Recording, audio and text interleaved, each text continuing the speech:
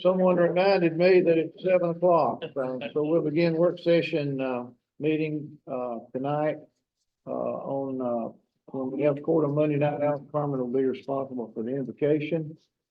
Amber Russell will do the pledge. And of course, Ms. Crowder will do the roll call. We'll have approval of minutes. And once the minutes are read, we'll, see if any changes need to be made. Under announcements, a call meeting of the Hartsville-Charles County Commission has been scheduled for Wednesday, February 28th, to review information on the proposed jail, have a presentation from the contracted architect, Mr. Jim Langford from Spirit Architecture, and consider a resolution to proceed with the purchase of property. The resolution is on the regular meeting agenda to comply with the motion made by Commissioner Chris Gregory to postpone the resolution 2024-03-800 to the next commission meeting. And you can substantiate that on the video. We will deal with whether or not we should postpone that from the commission meeting on Monday night to the 28th to just deal with this issue alone. Then we'll set the agenda for the meeting. We'll offer citizen response. I'll give a short report on some things that are moving forward as far as the Ward property and the building that's been torn down and finishing up streetscapes and the beginning of the multimodal project on Broadway. I'll try to have an update on the Jones Brothers construction. Anyone been out that way lately? I think on 141 coming back. Oh, and they're coming, you need to go down Lock 6 Road. TDOT has contacted me to do some public announcements to slow traffic down out there because they're gonna be out there for like 3 years. And they're doing some major work already, big heavy equipment crossing the road and I want to talk to the manager of that project just to kind of stay in the loop as to how things are going, but they're full speed ahead. Yes, sir. Mentioning the speed, I've had some residents of that area reach out and mention that they've not had any flaggers while they're in that area. If you know where we're talking about on that Lock 6 Road, there's 2 humps there, so you're not going to see where they're crossing it. And we've had some very close calls from what I've heard with residents of that area not speeding. The posted speed limit, I believe, is 45. So there's not a construction zone sign saying speed changes. I rode out there to see if this was the case when I was told, hey, I literally almost wrecked. I had a person call and say, hey, what do we need to do? I almost hit an individual.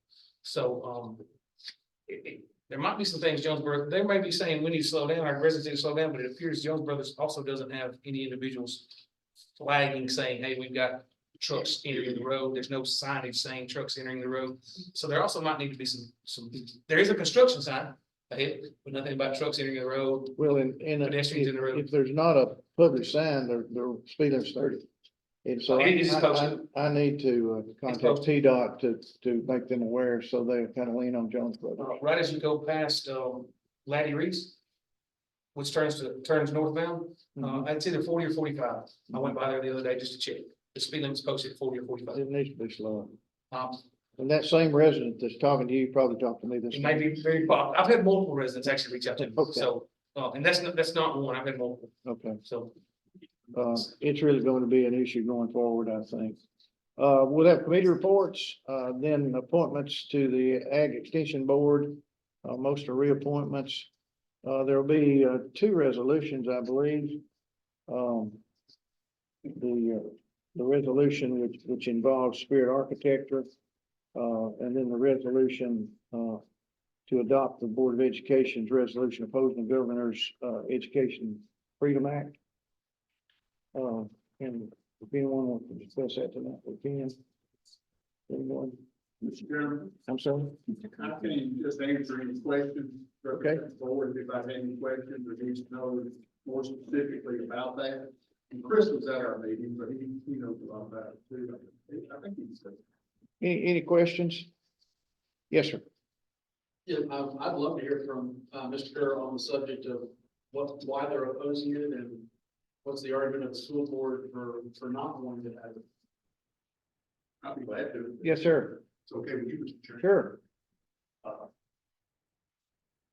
Kind of give you a brief analogy, well, the definition of the voucher program is what the governor has proposed is a plan to take state tax dollars and circumvent, or take those dollars and use it to pay for private education. We don't know exactly how the bill is going to be written, but we do know that, because it hadn't been written.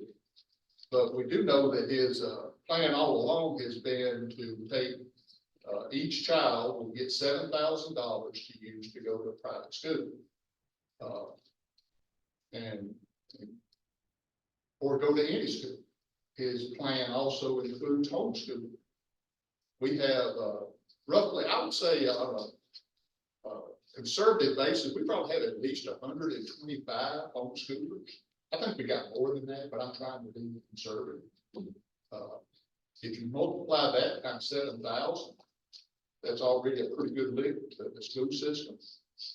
I don't think the private school system is going to affect us too much. It will affect total state dollars that could have gone into public education. And there's legislators who want to be able to use it for students who want to go from public school to public school. Like, just as an example, somebody from Trousdale County may want to go to school at Gallatin High School or Macon County Elementary, somewhere. That's 7,000 leaving your account. And as we all know, we only have one place to go to make up those kind of funds. On the school board, that's this body right here. I think it'll probably be a slow process as it gets started. But I think that, in other states where this has happened, if you ever watch Channel 5 News, the one, I can't think of her name right offhand, but she did a series of stories on it. And one of the nights I was watching her, she was in Arizona. And after 5 years, it was taking $385,000 out of the public school funds going into private school, homeschool, and things like that. That's pretty good living. And again, those places, they only have one place to go to make up those kind of dollars. And that's their local funding body. I just don't think it's good education. For those of you who like to go by the Constitution, there's nothing wrong with that. The Constitution of the state of Tennessee says, and is required to fund public schools, public education. It doesn't say a word about funding private education or anything like that. But I don't know how they're going to get around that, because I'm afraid they're going to pass it. We just thought that our legislators should know point blank that the Board of Education of Trousdale County didn't support it. Chris talked to me about sponsoring it with y'all, just to let them know that all of Trousdale County, both governing bodies of Trousdale County, don't support those tax dollars leaving public education and going into some other form of education. Yes, sir. Is there any statistics anywhere showing that the kids better off there than you? Not that I'm aware of. The thing about, you will hear a lot, Jerry, on the news about failing schools. And that's their go-to, for people in, like the governor and the people that really support this. And what they call a failing school is all public schools in the state of Tennessee, 3 through 8, are required to give what's called the TCAP test. And high school gives them the course test. Required, don't have a choice. And they take those test scores and determine whether you're a failing school or an A+ school, or now they started getting grades, A, B, C, D, F, and luckily we do have a good school system. We have 2 schools that were A's, 1 school was a B. But the kicker is those private dollars, say you take a grant kid, you send them to Friendship Christian. They don't have to give those tests. They're a private school. They don't have to give any tests they don't want to give. So you're not comparing. How do you know that you sent your child from a school with low test scores to a better one? Because they don't give the same test. They don't give any tests like that. You can't compare apples to apples. What about those that's homeschooling, that money that goes? It will go to that family. It will go to that family and use as they see fit.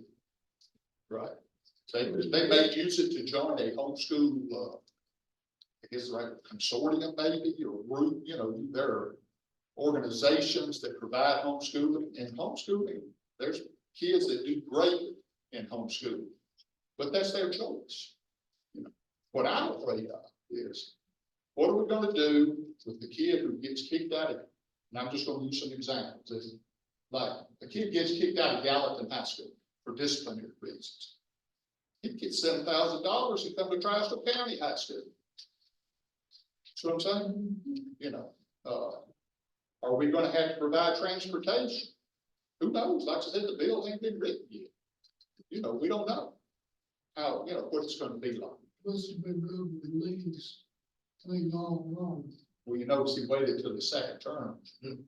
When he ain't gonna ask for your vote no more before he introduced it. He's smart. Yes, ma'am. Do we know why he wanted to bring on this act? I'm sorry. Do we know why he wanted to bring on this act? Did something happen that made? Well, he's been bringing it on, right? Yeah, it's been. His first year in office, he started this. And he started it off with, the Phelan School thing that we were just talking about. If you had children in only two counties, Davidson County and Shelby County, if you had a child in what was considered or labeled by the state a failing school, then you could go to any other school that you wanted to. Now, there wasn't any money attached to that at that time, or very little. Now they've added Hamilton County, Chattanooga is part of it, but he started this in his very first term. And what it's done is it's built up gradually. That's the point. One of the points I want to make is this may start gradually this time, but he's eventually going to add homeschoolers. He's going to then add public school to public school. His way he operates it starts off kind of slow and then builds on it each year. Yes, sir. They don't, some private schools don't have to take everybody. No, They turn you just down because because your kid's handicapped or they're failing. not going to take too many special education kids, I would think. Because those kids require more services. More tax dollars are used in the education, especially the child. So, I'm sorry. Yes, sir. Mr. Kerr, and this, forgive me for being not as educated on this subject as I need to be, but the question I have is how have they explained that you're going to get around federal funding in order to reallocate that over to private schools and homeschools? I don't know how they can do it. And Like I said, the bill hadn't been written. I'm like you, does that not place in peril federal funding? I mean, I'm just asking. I would think, well, the private schools don't have to adhere to federal guidelines anyway. That's my point. You said it's homeschooling and things like that. And my second question, I guess, is this, the thought process is the TISA formula that's been enacted now. How does that play into this voucher system? Well, what he does is he'll throw some extra money into it this year, but the way it's been going is that'll drain down. One of the things, y'all heard about TISA last year during the budget hearings, and Mayor, I'm sure hopefully you remember this, and I'm sure the attorney does, and most of y'all will, but with TISA, he put into TISA enough money to hold county courts harmless for 4 years. He didn't say about that 50. What happens in 4 years from last year? He's out of office. Would you hate to be the governor coming in after him? And you got, you don't know what all counties have to pay a certain amount. You're required. We don't know what that's gonna be under the T's of law, once that whole harmless area runs out. And it could be the same with the homeschool. Like I said, the bill hadn't been written yet, so we don't really know, we can't really talk specifically about a lot of the stuff because, you know, we just know that they're supported. We've met with Senator Hale and Representative Slater and have told them these concerns. Representative Hale took notes at our meeting. And one of the things that we talked about was if you're gonna pass this, make sure there's some way that local school systems can manage, you know, what it's gonna be. If you go local school to local school, when do most kids show up for school and you don't know about first day of school, right? How can you know if you've got enough teachers when you don't know how many kids are gonna come? And if you think hiring a teacher is tough now, when we know how many we need, try to hire one after school's already started. You're gonna have problem hiring teachers, you're gonna have, with oversized classrooms.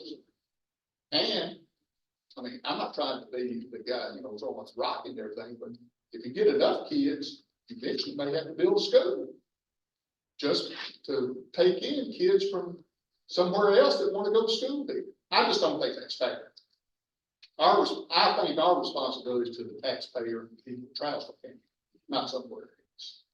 And before we had geographical boundaries, this was like that out. Any other surrounding counties, school board, you talk to them, are they all in support of this, or The vast majority of school boards has passed this resolution. Have the resolution say no. Yes. That's what I said, this resolution was put out by the Tennessee School Boards Association because so many of its members were asking, how's the best way to let the state know we don't support this? They wrote a resolution, sent it to all the school boards, and from last I heard, it was like over 60% of them. And that's been a while.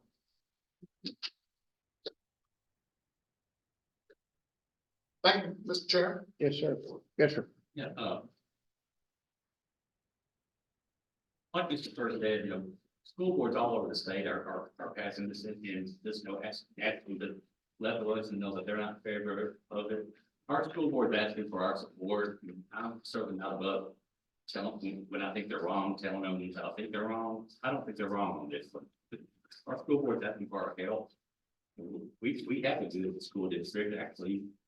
According to the Tennessee Department of Education today, we have exemplary school districts. That was so school board asking for our help. I think it's the least we can do is lend them our, when I said, and this carries no legal weight. It's basically moral support. I don't see why we can't give that to them. In summary, what the mayors basically presented yesterday when Senator Hale was there was what you alluded to. It's not comparing apples to apples. There are some standards, but they are much more lax with the homeschoolers and the private schools than they are. And then the other issue was, if the governor wants to fund this separately, fine. But if every time he's putting 7,000 voucher out, he's taking it from the county, then none of the mayors are in favor of that, because it's just gonna drain you for this thing to do. And again, the bill hasn't been written yet. They're just talking about it. But I think we're on the right track here. Any other comment? Yes, sir.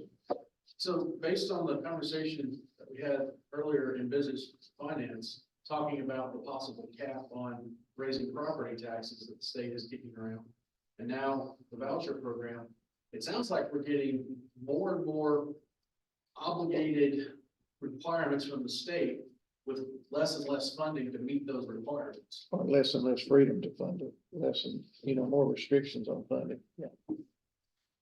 Okay, any other comment there? Thank you, Mr. Kerr.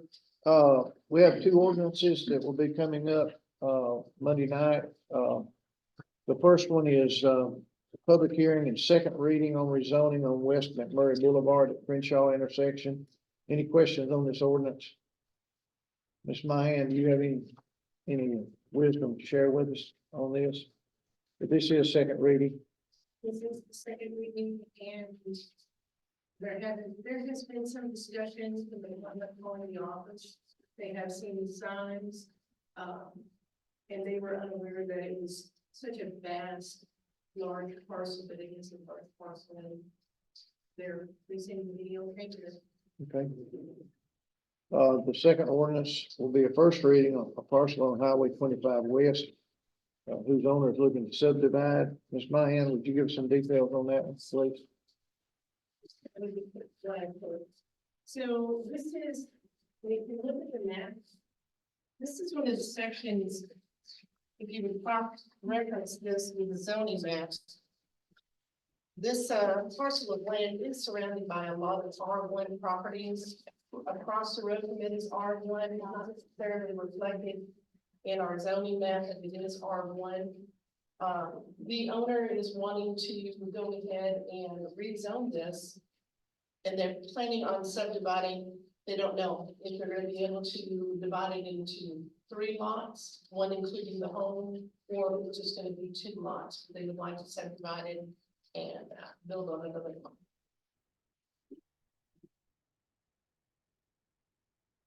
Questions? This did come with a favorable recommendation from the planning commission. Questions? Where did this areas on? My kid, there.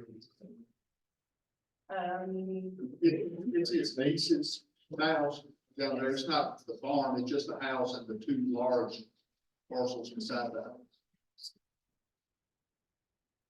Yes, sir. When did we stop including the paper where it says favorable recommendation from the planning committee? It used to be in. They changed secretaries probably about a year or so ago. And it just hadn't gone back in the rotation yet. It's supposed to be in here though, it's written in the. It has been asked to be in here. It's not a law or guideline, anything, but it's a courtesy for it to be in there. I think it's in the ordinance we put in place 2 years ago, that it would be included in every one of them. It's either an ordinance or resolution, I know it is. Okay. So it is required. Yeah, If it's you in can here. find that, I'd It see it. is. It's in your package. Where? It's in the ordinance itself. It's in the ordinance. Am I missing it? Other page. Middle of the page, middle of the page right below. Mr. Gully's referring to a separate piece of paper that was Right. from the planning commission Yes. that stated reasons as to Okay. why it was favorably recommended. It was signed off by the secretary and I see what you- they all were formed. It may be okay in that little piece, it's just, I do believe that you have that with the other one, yes. you're correct. I'll make sure you have a copy of that before my new house. I feel like I can go back and look it up, and I'm almost sure that was put in. That it had to be included, is all, I mean, I brought that for the teacher. We'll follow We'll that. be getting out of that policy, and following, we'll just put it. We'll follow that. Thank you for pointing that out. No, Appreciate it. that's just, it's nice to have that Absolutely. as an evidence piece. Well, and it also gives a reason too, as a why did they get recommendation, Yeah. so not a problem. Thank you. You're very welcome. We'll have some budget amendments. One is, streetscape finalization. That got a favorable recommendation from Budget Finance tonight, did it not? It needs. And then, I'm assuming under Fund 141, these are all transfers. They were all voted on together as a 3, motion favorable as all 3. Okay. We can discuss that again, but yes. Okay, under notaries, Ms. Crowder will have a list of, names to approve for notaries. Is there any other business that needs to be added to Monday night's agenda? Anyone? Any public comment? I don't see anyone from the public back there. Other than Mr. President. And I would entertain a motion to adjourn. I think we need to congratulate Mr. Gully on the birth of his. Yes, we do. That should have come under that. Anybody wants to take turns sleeping time, it's more than one. Hey, Congratulations for having the. hey, to quote the paternal grandfather, she's a whopper. right? She's a large baby. She was. She 10 was 10-pound baby. 10 Girl, pounds. doing great. A healthy 10-pound baby girl. And likes to stay awake at night. She's, sleeps all day, loves the night. And we do have a public works meeting tomorrow night. Motion to adjourn. Second. All in favor, say aye. Thank you.